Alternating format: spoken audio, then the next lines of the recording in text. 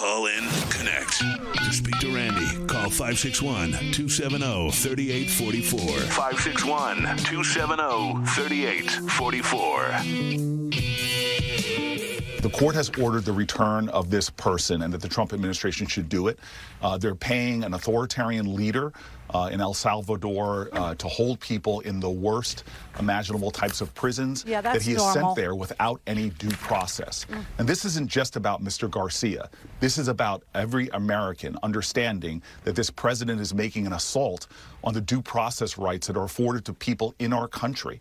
Everybody from Anton Scalia to other conservative think tanks have said very clearly, you cannot disappear people off American streets. We are a nation of rules, and due process is clearly one of them. And to erode the due process rights of anyone is a threat to the due process rights of everyone. This is a democratic slippage, and we all should be speaking out against it. That's the point. That is the point. That if they can do it to this guy, they could do it to you. If they could do it to the other guy, Khalil from Colombia, they could do it to you.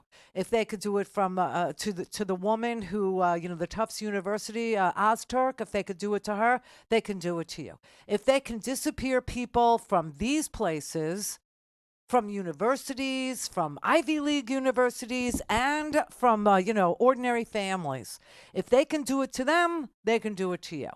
And that is what's at stake here. And that is why everybody is paying full attention to the sickness of this administration, thinking that it's normal for America to contract with a Central American dictator and pay millions of dollars for him to take people and put them in a metal concentration camp.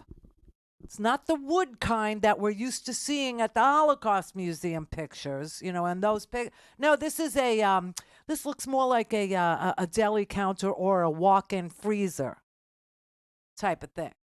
80 people to a cell, 2 toilets. And they're not toilets, they're buckets. And the water is a bucket. Everything's a bucket. There is no talking.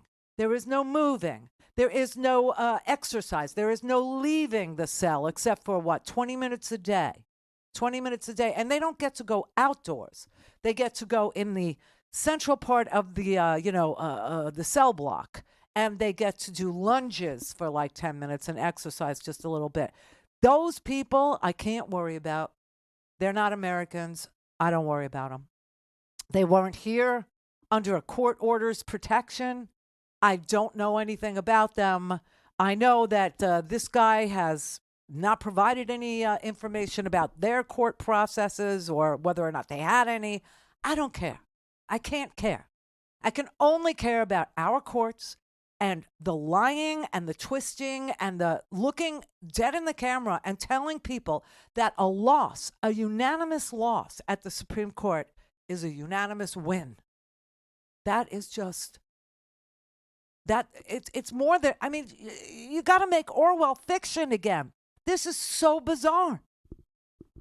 This is just another world. This is another thing. This is not real. This is not America. This is not, this is all for the purpose of disorienting everybody about what is at stake here as they encroach and take more and more freedoms, more and more rights. Freedom of speech is gone. Donald Trump has handed, he didn't, Project 2025 handed Harvard and other universities, some of them caved in already, this diatribe on all the things that he wants or his administration would like to say, are demanding that universities do.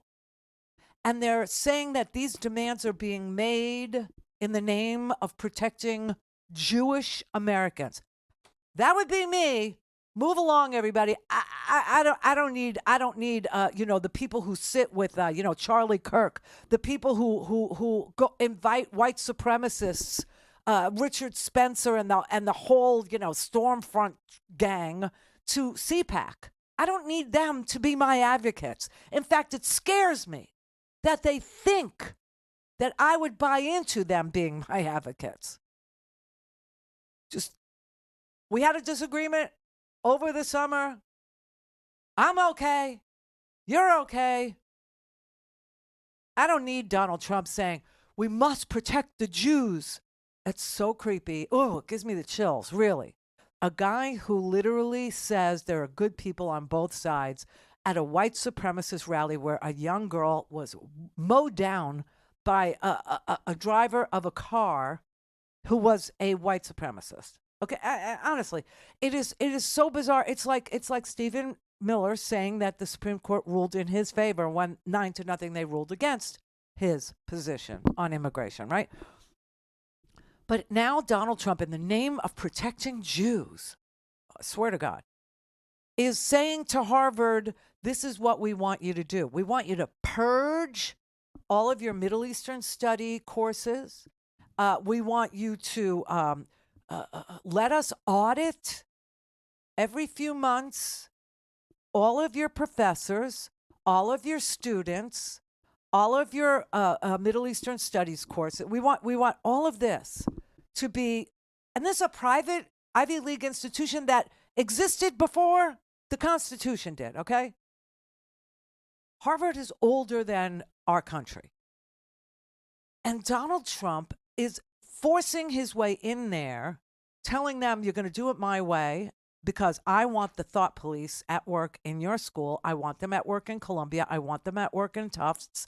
I want them at work in every single, Brown University, all the Ivy Leagues. I want them all to be purged of any history, of any diversity and equity and inclusion stories, any history of America that might be real and true, I want it all gone. I want it all gone. We want to start from scratch and we want to build a new narrative about America. And if you don't do it, I'm going to take your government grants. If you don't do it, I'm going to retaliate against you.